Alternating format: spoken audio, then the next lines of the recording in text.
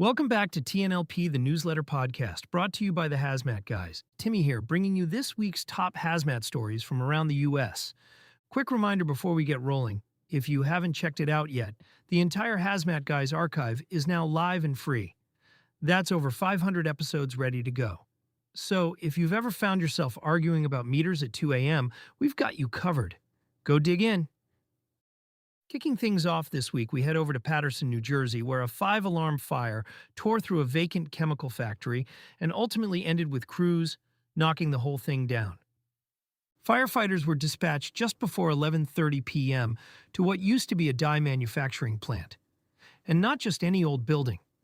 This place had been sitting abandoned since around 2006 and was previously designated a Superfund site. So yeah, not exactly your average empty warehouse. What started as a working fire escalated quickly. 3 alarms turned into 5 as crews ran into water supply issues right out of the gate. Hydrants in the area either weren't working or didn't have enough pressure. Always a great time to find that out.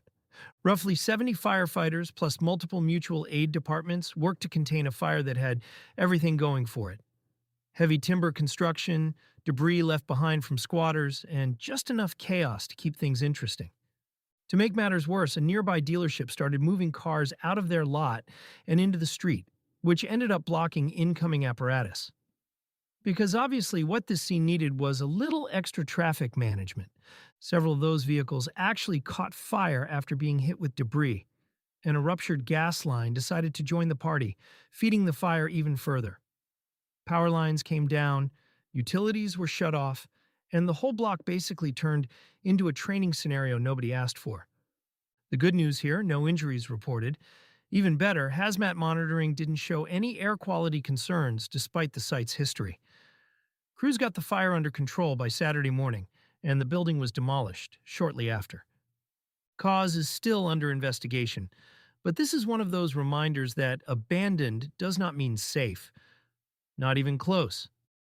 From there, we head west to the Port of Los Angeles, where a leaking shipping container kicked off a lengthy hazmat operation in Wilmington. Around 9:10 in the morning, crews were called out for reports of a 40-foot container off gassing.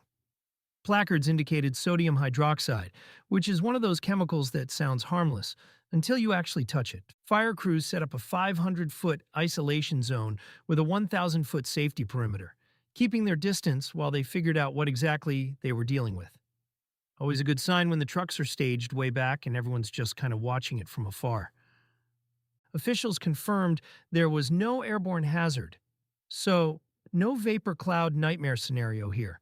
But sodium hydroxide will absolutely ruin your day on contact, so crews treated it accordingly. A hazmat team responded to open the container, confirm the contents, and start the offloading process. And as you'd expect, that's not exactly a quick operation. No injuries reported, rail operations kept moving, and overall this one turned into more of a controlled, methodical hazmat problem instead of a chaotic one. Which, honestly, we'll take those all day. And wrapping things up this week, we head down to Oceanside, California, where a house fire turned into a lithium-ion battery situation. Crews arrived just after 6 p.m. to find light smoke coming from a 2-story home. They moved quickly, stretched lines, searched for occupants, and knocked the fire down before it could spread beyond a second-floor bedroom. But here's where it gets interesting. Inside the home, firefighters discovered damaged lithium-ion batteries that had been involved in the fire. So now, you're not just dealing with fire attack and overhaul, you're dealing with a hazmat problem layered right on top of it. Hazmat teams were brought in to identify, remove, and properly dispose of those batteries.